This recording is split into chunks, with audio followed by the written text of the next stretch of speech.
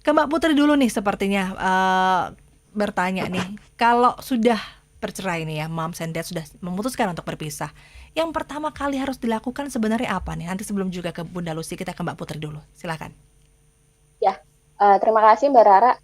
Memang kalau untuk menjadi single parent itu tentu tidak mudah. Banyak sekali tantangannya, apalagi selama prosesnya tersebut ya. Tapi bukan berarti kita itu menyerah dengan keadaan.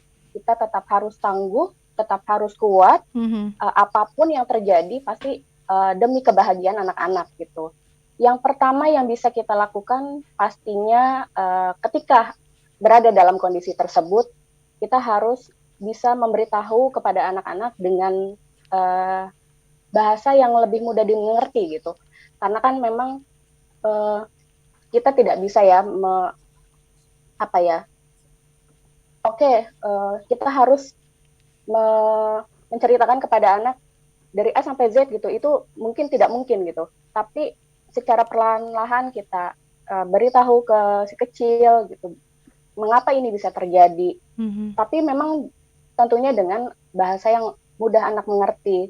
Kemudian membicarakannya di waktu yang tepat gitu. Ketika anak dalam kondisi baik, ketika orang tua juga memang mempunyai waktu yang luang seperti itu. Baik, itu dari sisi Mbak Putri. Kalau dari Bunda Lucy bagaimana? Ketika sudah diputuskan untuk ya, oke, pisah, apa yang pertama kali dilakukan untuk anak ini? Oke, jadi kalau dari sisi psikologi kan sebenarnya kita harus berjuang buat anak ya. Ya. Katanya anak itu kebahagiaan orang tua gitu. Jadi kalau saya sering kali mendampingi pasien saya yang pasca perceraian ataupun yang proses itu bahkan jadi saksi ahli untuk runtutan Mhm. pola asuh. Ini saya melihat banyak kondisi di mana orang tua itu tidak mempersiapkan anak sebelumnya gitu.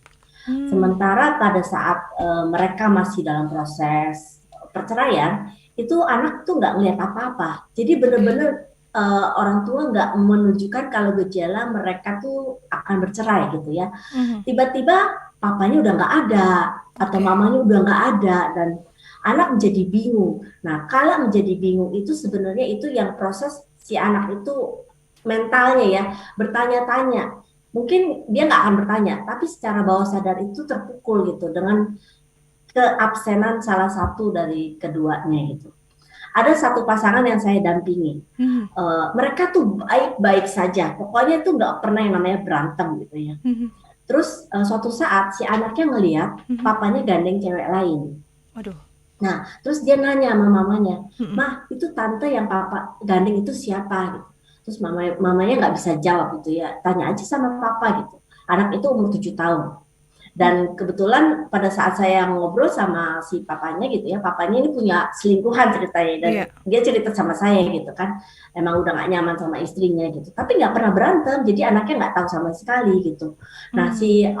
papanya ini saya bilang gini, kamu itu bercerai sama nggak bercerai itu efeknya sama sama anak, karena anak itu akan terluka karena sudah melihat kamu pernah berselingkuh dan kamu walaupun kamu masih uh, bareng-bareng tapi cuek-cuek kan di rumah itu juga akan mempengaruhi perkembangan anaknya Mhm. gitu.